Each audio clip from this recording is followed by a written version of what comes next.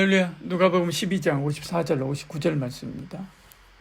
또 물에게 이르시되 너희가 구름이 서쪽에서 이는 것을 보면 곧 말하기를 소나기가 오리라 하니 과연 그러하고 남풍이 부는 것을 보면 말하기를 심히 더우리라 하나니 과연 그러하니라.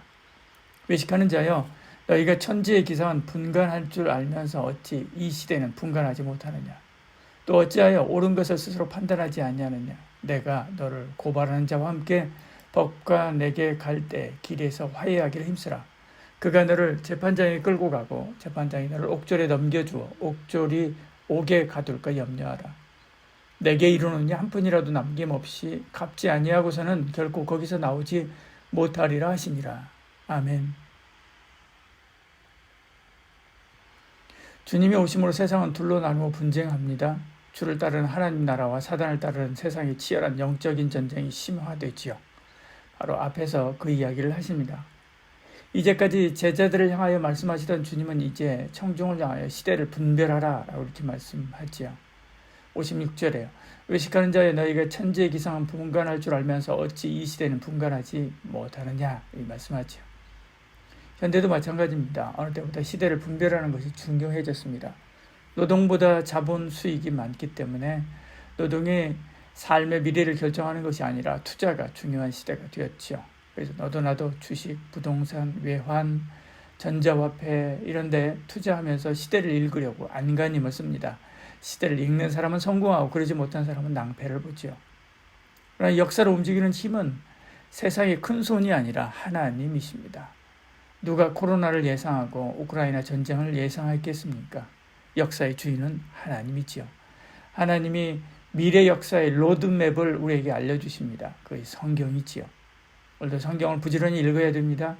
그 안에서 하나님이 우리에게 주신 미래의 청사진을 읽고 하나님께서 기뻐하시는 영혼의 투자자가 되어야만 하지요. 이스라엘 사람들은 날씨에 민감해서 바람이나 구름을 보고도 비가 오거나 그러지 않을 줄 예상하고 대비했습니다. 대비하지 않으면 농사를 망칠 수 있기 때문에 그렇지요.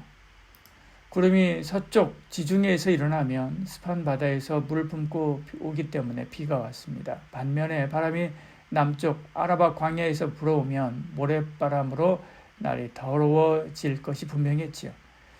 유대인들은 그 땅의 지형을 이해하고 있었기 때문에 바람과 구름을 보고 기상을 예측하고 준비했습니다. 그런데 영적인 변화는 전혀 잃지 못하고 있습니다. 예수님이 태어날 때 하늘에 별이 뜨고 동방박사가 경배하고 헤롯이 수천 명의 어린아이를 죽였습니다. 예수님의 사역에 큰 화제를 일으키고 있습니다. 귀신이 떠나가고 장애인들이 눈을 뜨고 걷고 피부가 말짱해졌지요. 죽은 자가 살아나고 돌이 떡이 되고 풍랑이는 바다가 평평한 길이 되는 것을 보았습니다. 연일 사람들이 회개하며 수만 명의 인파가 주님을 따르고 있습니다.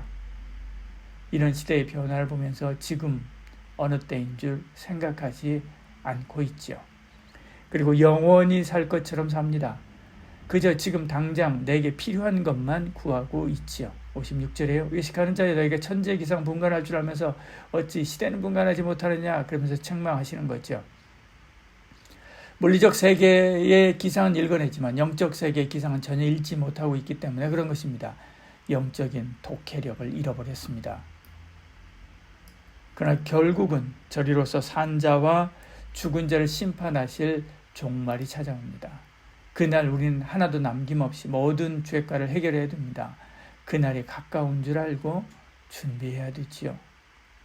세상을 읽는 자 미래의 주인이 되듯이 영적인 세상을 읽는 자 내세에 행복이 있습니다. 자연의 변화를 보고 기상을 예측하지만 예측이 벗어날 때가 있습니다. 수천억짜리 슈퍼컴퓨터로도 기상을 정확하게 예측하지 못하지요. 그러면 어떻게 해야 될까? 날마다 우산 들고 다니면 됩니다. 언제든 1000mm의 국지성 폭우가 쏟아져도 도시를 지킬 수 있는 도시의 하수망을 정비하면 되는 거지요. 이처럼 시대를 분별한다고 기도하지만 잘 모를 수 있죠. 그러면 어떻게 해야 될까? 오늘이 바로 그날인 것처럼 사는 거죠. 오늘이 내가 오늘 주님 앞에 선다라고 하는 마음으로 화해하며 사는 것입니다. 58절에 내가 너를 고발하는 자와 함께 법관에게 설 때에 길에서 화해하기를 힘쓰라. 그가 너를 재판장에 끌고 가고 재판장이 너를 옥절에 넘겨주고 이렇게 말씀하죠. 하나님과 화해하고 이웃과 화해해야 되는 거죠. 그 화해의 아이로 오신 분이 주님입니다. 주님은 하늘과 땅에 막힌 담을 헐었습니다. 화평케 하는 십자가를 붙든 사람은 사람과 사람 사이의 화평도 얻게 되지요. 그러면 시대의 오독을 두려워할 필요가 없지요. 사실 주님도 그러라고 그날과 시를 알려주지 않은 것이지요.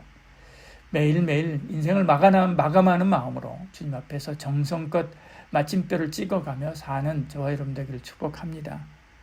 기도하겠습니다. 사랑이 많으신 우리 하나님, 우리 가운데 함께 하시고 은혜 베풀어 주시사 날마다 오늘이 그날인 것처럼, 오늘이 마지막인 것처럼 정성을 다하여 주 앞에서 살아가는 저희들 되게 하여 주시옵소서.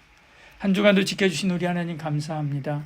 우리 하나님께서 우리의 모든 삶을 붙잡아 주시고 이끌어 주시사 선하고 복되고 아름답게 하여 주시옵소서. 예수님 이름으로 기도합니다. 아멘.